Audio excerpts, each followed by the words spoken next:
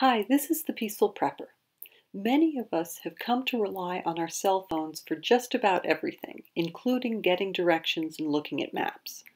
What if you're lost and you don't have any cell service, either because of an emergency which interrupts service, or just your location, you're in a blind spot?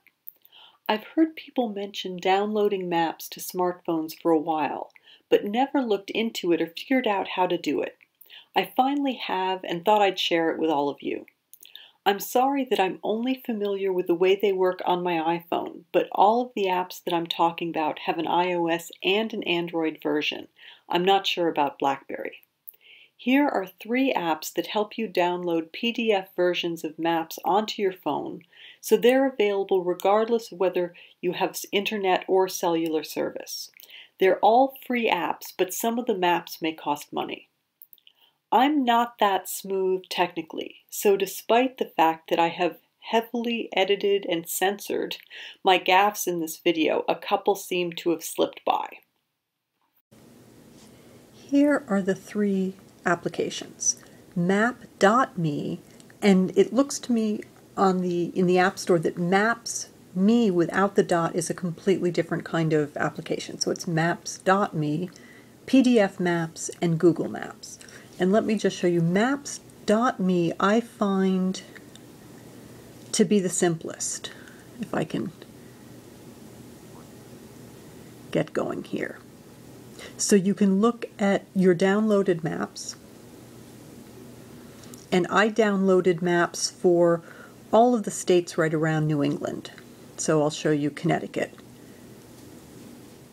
In the bigger version, it has Massachusetts and Vermont as well, but if you expand it, so Windsor's a relatively small town in Connecticut, and you can keep getting closer, see all the streets, and some schools and highlights like that. Maps. What makes it feel easy to me is if you want to look at another map to download, I'll go to North America and the United States just because, and say, so it has every state, and you can just download that state, and all of this is free. The PDF maps I find much more confusing, but they have a much wider range of maps. They have some from National Geographic, Tourist, Transit. Some of these you have to pay for each map, some not. So, and I haven't quite figured out what are the types of maps that I really want. So and then Google Maps, which I'm sure a lot of people are very familiar with. You go to the settings. There's a place called Your Places, and